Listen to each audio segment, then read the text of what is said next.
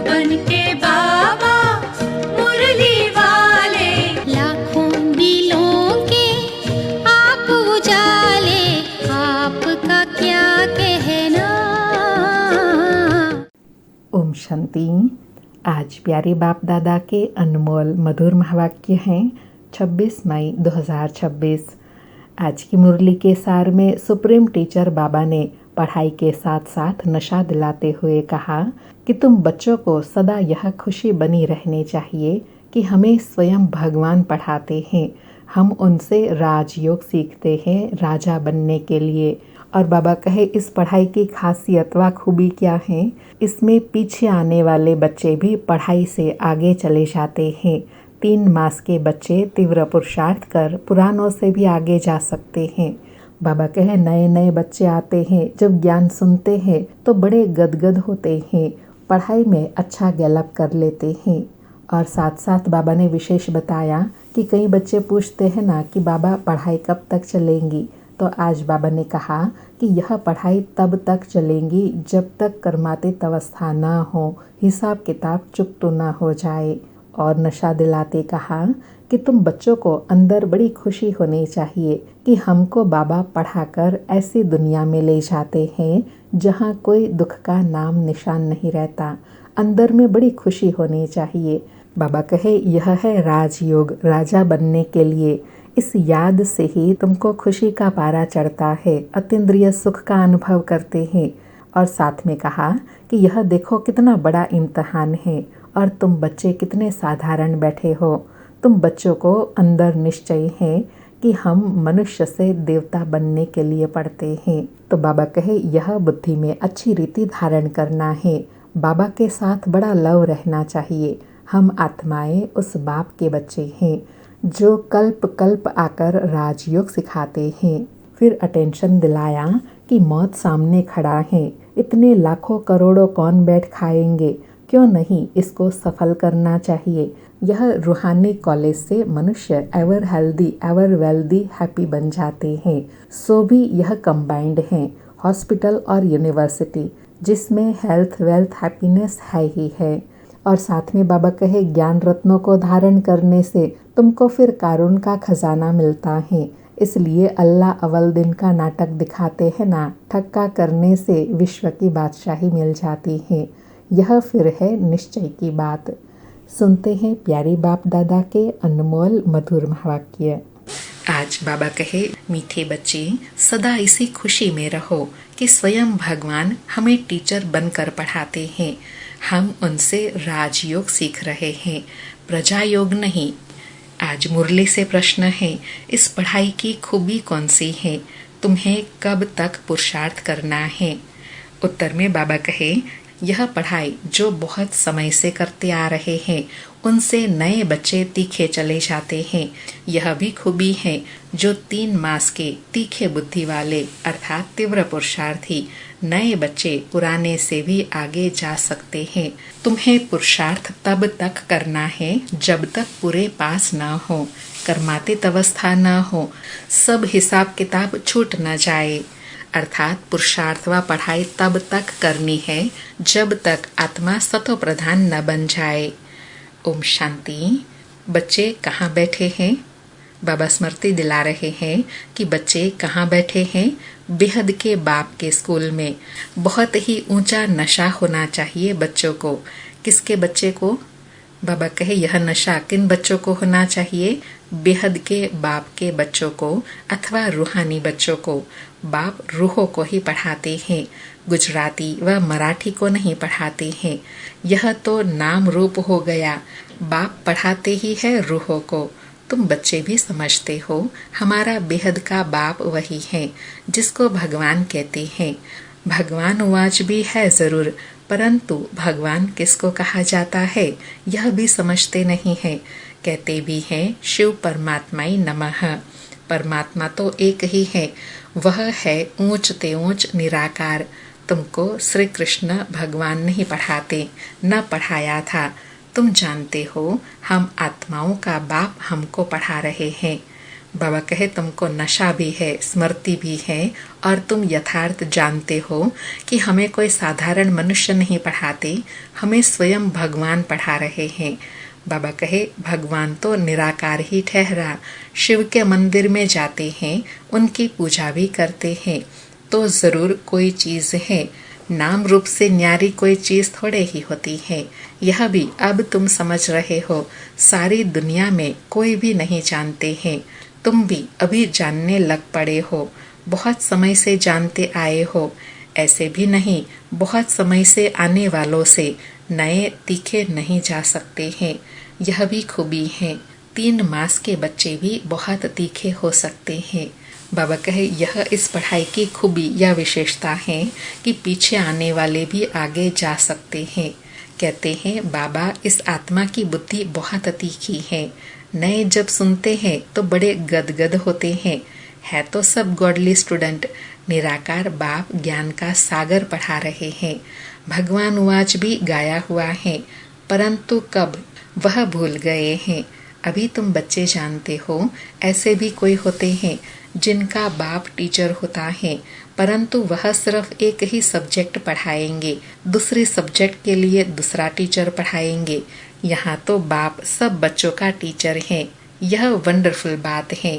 और बाबा इस पढ़ाई की दूसरी खासियत बता रहे हैं कि लौकिक में तो बाप टीचर होता है लेकिन एक ही सब्जेक्ट पढ़ाएगा, यहाँ तो शिव बाबा सभी सब्जेक्ट पढ़ाते हैं सभी बच्चों को। बाबा कहे ढेर बच्चे हैं जिनको निश्चय है शिव बाबा हमको पढ़ाते हैं।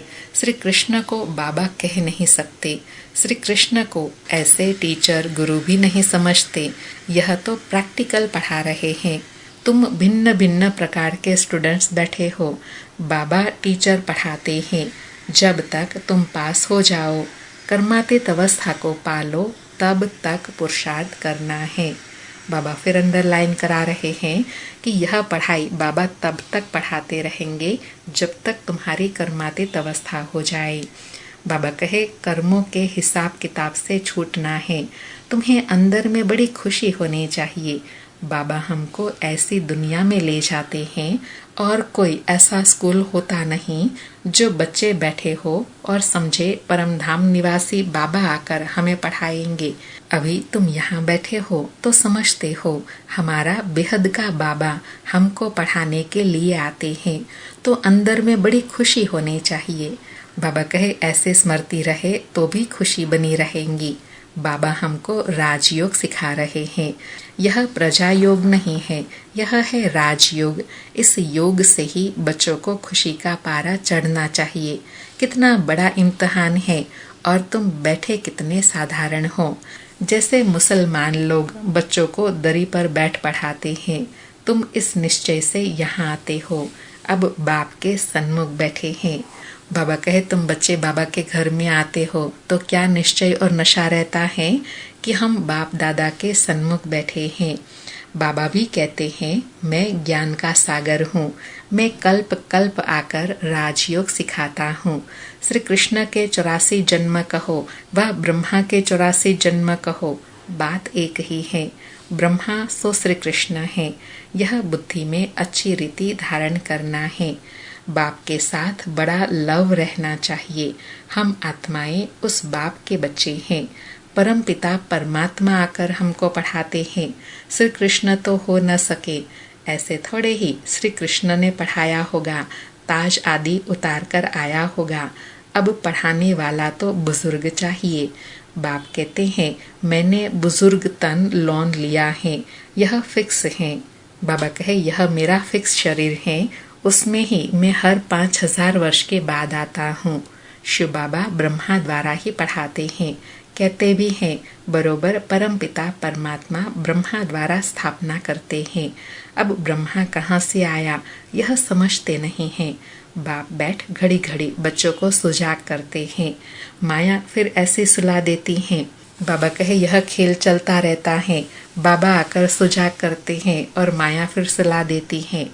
बाबा कहे अब तुम सन्मुख बैठे हो, समझते हो कि मैं तुम्हारा रूहानी बाप हूँ, मुझे जानते हो ना। गाते भी हैं परम पिता परमात्मा ज्ञान के सागर हैं, पतित पावन दुख हरता सुख करता है। श्री कृष्ण के लिए यह कभी नहीं कहेंगे, सबको इकट्ठा तो पढ़ा नहीं सकते। मधुबन में मुरली चलती है, वह फिर सब सेंटर्स पर जाती है। तुम अभी सन्मुख हो, जानते हो कल्प पहले भी बाबा ने ऐसे पढ़ाया था।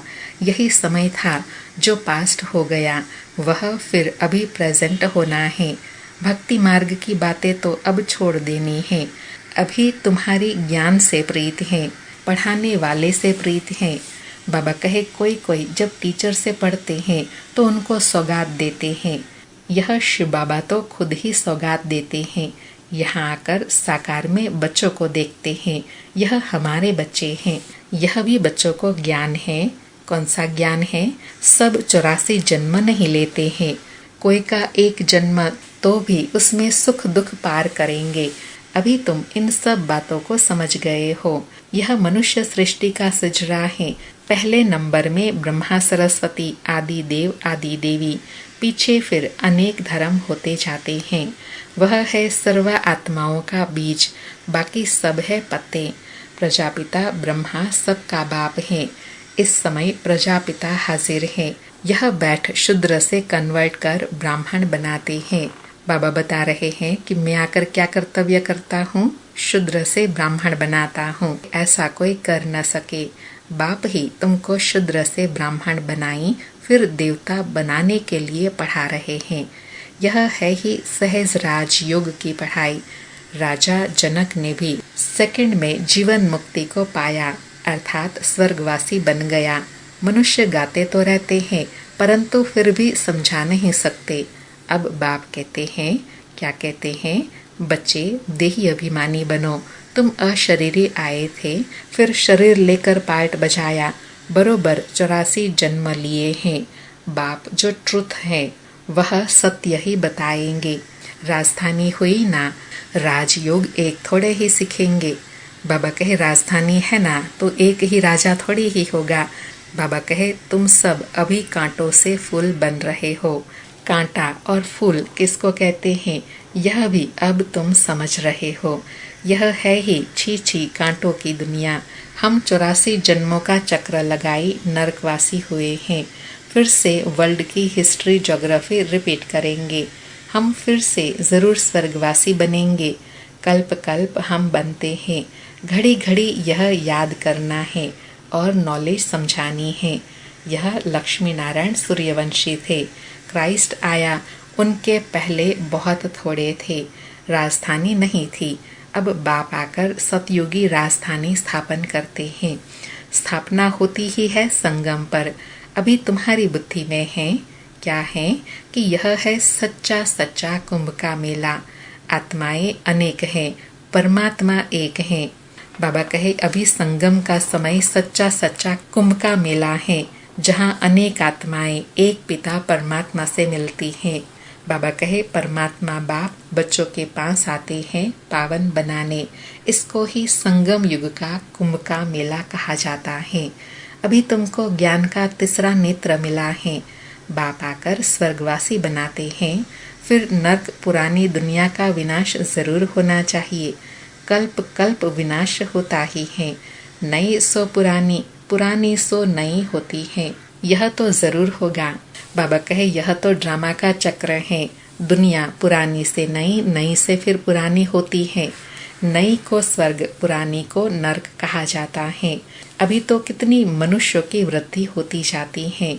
अनाज नहीं मिलता है तो समझते हैं हम बहुत अनाज पैदा करेंगे, परंतु बच्चे कितने पैदा होते रहते हैं। अनाज कहाँ से लाएंगे? अभी तुम बच्चों को यह खातरी है, अर्थात बाबा कहे अभी तुम रियलाइज करते हो कि यह सारी पुरानी दुनिया खत्म होनी है। मनुष्य को यह ज्ञान अच्छा भी लगता है, परंतु बुद्धि में कुछ भी बैठता नहीं है। तुम्हारी बुद्धि में है नरक के बाद स्वर्ग आएगा। सतयुग के देवी देवताएं होकर गए हैं। यह लक्ष्मी नारायण भारत के मालिक थे। चित्र हैं। बाबा कहे प्रैक्टिकल में राज्य किया है, उसका यादगार चित्र भी है लक्ष्मी नारायण की राजधानी।